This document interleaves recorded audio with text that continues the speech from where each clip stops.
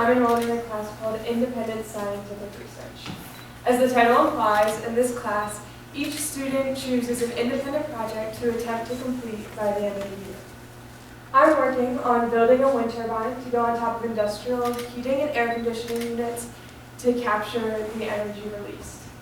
While I've learned so much about the building process during this project, from materials and time management to designing and the very important step of redesigning, what I really want to talk to you about today is what got me to independent research.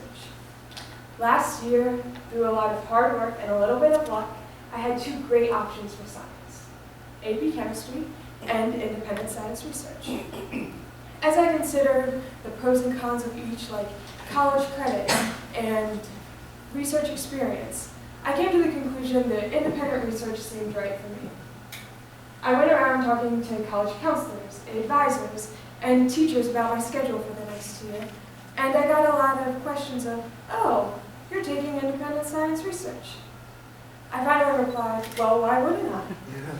And they came up with the answer of, a lot of colleges would prefer to see a high score, which I would hopefully achieve, on an AP test than some random paper from some random class that only said Captain's Offers. So I went back to the drawing board and reconsidered my options. As I thought about it, I recalled a time in freshman English when my teacher was complaining to our quirky but beloved theater director, Maury Hancock, and she was upset about the senior slide, which we all know about this time of year. And he responded, "Well, you can't blame them, can you?" And turned to the class and asked, "Why do you go to St. Catherine's?"